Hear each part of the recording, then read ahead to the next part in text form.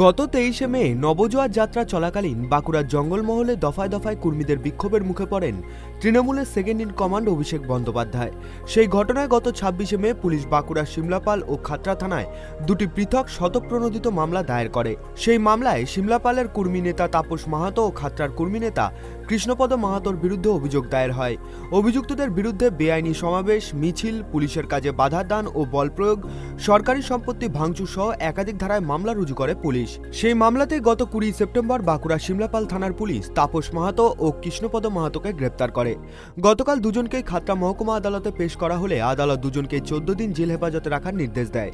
এই ঘটনাতেই তীব্র প্রতিক্রিয়া দেখা দিল কর্মী সমাজের মধ্যে।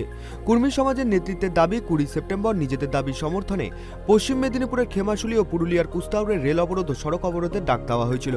হাইকোর্টের নির্দেশে সেই আন্দোলন কর্মীরা প্রত্যাহার করে নিলেও পুলিশ মিথ্যা মামলায় জঙ্গলমহলের 4 জেলার একের পর এক কর্মী নেতাকে গ্রেপ্তার করছে। এরই প্রতিবাদে আগামী দিনে আরও বৃহত্তর আন্দোলনের হুঁশিয়ারি দিয়েছে কর্মী নেতৃত্ব। PS 55/2023, একটা হচ্ছে সিমলাপাল PS 84/2023। এই দুটো কেসে দুজনকে অ্যারেস্ট করা হয়েছে। খাতড়া থেকে দুজনকেই খাতড়া থেকে অ্যারেস্ট করা হয়েছে। একজন হচ্ছে কৃষ্ণপদ মাহাতো খাতড়া পিএসের কেসে, আর এই সিমলাপাল PS কেসে হচ্ছে তাপস মাহাতো। এই দুজনের বিরুদ্ধে অভিযোগ হচ্ছে বেআইনি সমাবেশ, মিছিল এবং পুলিশকে জোর করে আটকে রাখা, সরকারি সম্পত্তি ভাঙচুর এবং পুলিশের কাজে বাধা দান, বেআইনি বলপ্রয়োগ এবং তার সঙ্গে স্টেট হাইওয়ে অবরুদ্ধ করা, এছাড়াও পুলিশের নির্দেশ অমান্য করা। এইসব এদের বিরুদ্ধে দুজনের বিরুদ্ধে অভিযোগ ছিল। সেই অভিযোগের পরিপ্রেক্ষিতে অ্যারেস্ট করে পুলিশ আজকে প্রোডাকশন করেছিল খাতড়া আদালতে।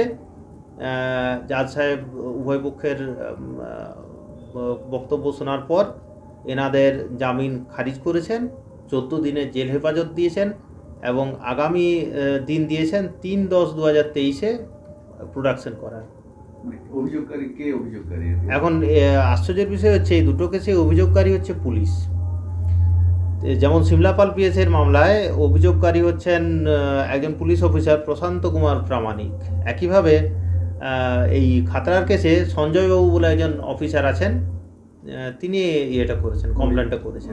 এখানে এই দুটো কেসেই পুলিশ হচ্ছে অভিযোগকারী, সুমোটো অভিযোগ পুলিশের, এবং পুলিশ তদন্ত করছে। এখানে যিনি আই উইটনেস তারাও হচ্ছে পুলিশ, এবং যেগুলো সিজ হয়েছে আলামত সেইগুলোও সব কিন্তু পুলিশের কাছ থেকেই সিজ হয়েছে। কিছু বলবেন মক্কেলের? এখন এই আমার মক্কেল একেবারেই নির্দোষ। এই ভিত্তিহীন অভিযোগ, মিথ্যা মামলায় ফাঁসানো হয়েছে এবং আমরা আশা করছি খুব তাড়াতাড়ি আদালত থেকে তারা জামিন পেয়ে যাবেন।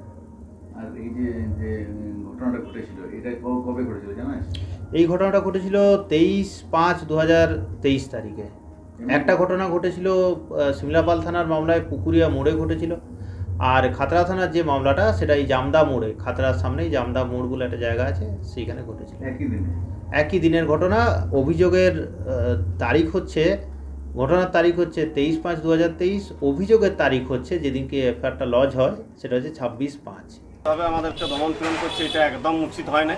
আমাদের এটা ঘোষিত কর্মসূচি ছিল।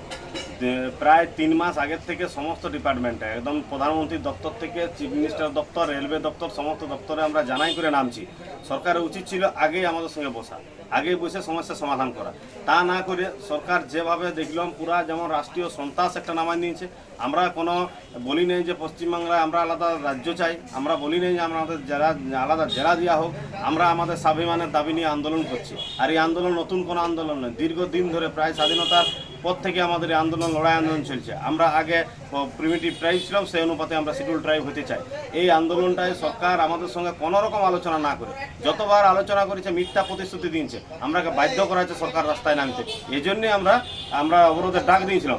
আর 18 তারিখ থেকে প্রত্যেকটা থানায় আমাদের লক্ষ্যে আমাদের আদিবাসী কর্মী সমাজের নেতৃত্ব রাখে ডাকিয়ে করে হ্যারাস করেছে, কাউকে বা থ্রেড করেছে, কাউকে অযথা আটকায় রেখে ছাড়িয়েছে, বা আর কাউকে বা বিনা দোষে তাকে অ্যারেস্ট করেছে। আমাদের আদিবাসী কর্মী সমাজের একজন বিশিষ্ট ডক্টর শশধর মাহাতো, বিশিষ্ট শিক্ষাবিদ, সায়েন্টিস্ট, তার কোনো রকম কেস কাবারি কোনো ছিল না, যে তাকে ঘর থেকে তুলে নিয়ে যে অ্যারেস্ট করে একটা কি কেসে ওকে অ্যাটাচ করে ওকে অ্যারেস্ট করেছে। এটা আমরা কর্মী সমাজ আমরা কোনোদিনও এটা মানি নেব না।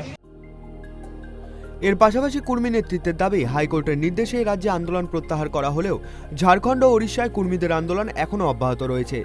সেই আন্দোলনে এ রাজ্যের কুর্মী সম্প্রদায়ের মানুষকে যোগদানের আহ্বান জানানো হয়েছে।